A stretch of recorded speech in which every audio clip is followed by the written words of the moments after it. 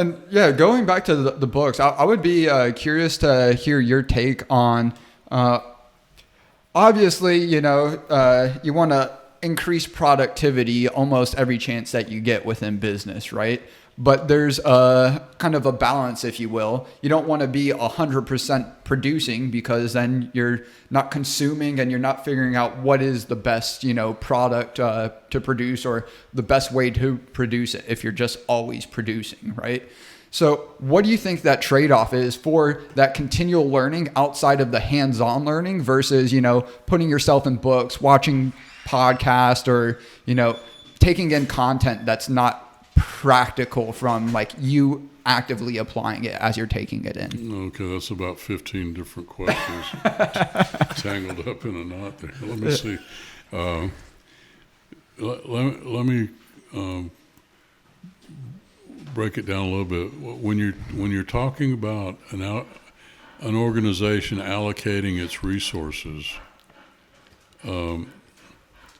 you have to understand what market segments you're working in and what it takes to be successful in that market segment.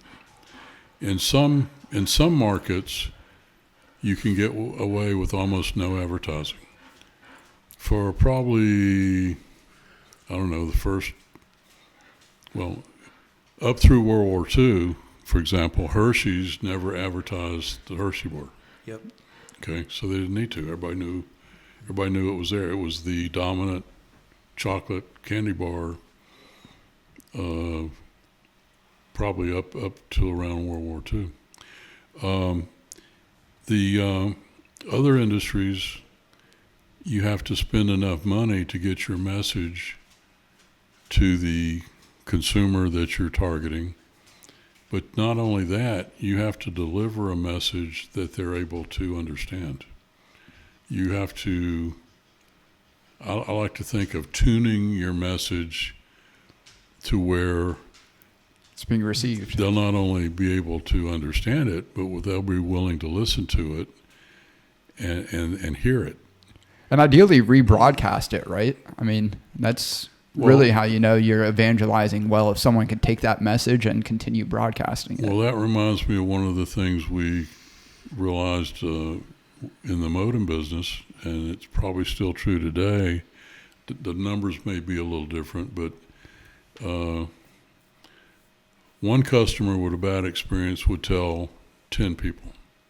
Yep. One customer with a good experience would tell 3 people. Right. Okay. So it takes a lot more good experiences for most of the people to think they're going to have a good experience with your brand or with your company. Branding becomes very important. Hayes brand, while we had the modem company, was one of the top brands in the industry. We built that by doing a lot of advertising. We spent 7% of revenue on marketing, which included the advertising. There was no social media at the time to speak of. The internet was just getting started.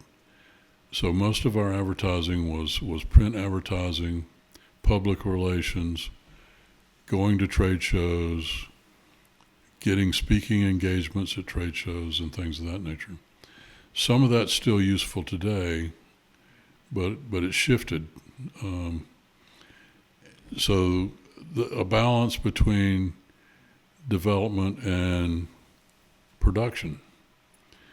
If you put all your money in production and don't do any development, in a while you won't have any new products that people want to buy. Right. So that's a balance. And also in organization planning, one of the things that always surprised me is I was able to lay out the functional departments. So you would have design engineers allocated to work on project A, and then project B 6 months later, and then project C 6 months later. Well, then you come to the test department or the mechanical engineering department, and every time you do an evaluation of we need to reduce overhead, the accountants would come in and say, well, we don't need any mechanical engineers after 6 months.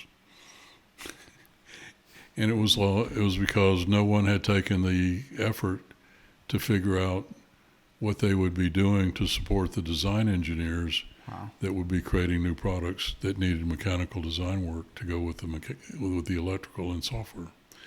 And so you can't run it strictly off of accountants' input, and that's where the entrepreneur comes in. How do you find and strike the right balance, and how do you learn over time where that balance needs to be for your business? Right, balance all the right inputs to achieve the right output. Very That's easier said than done. Yeah. That's right.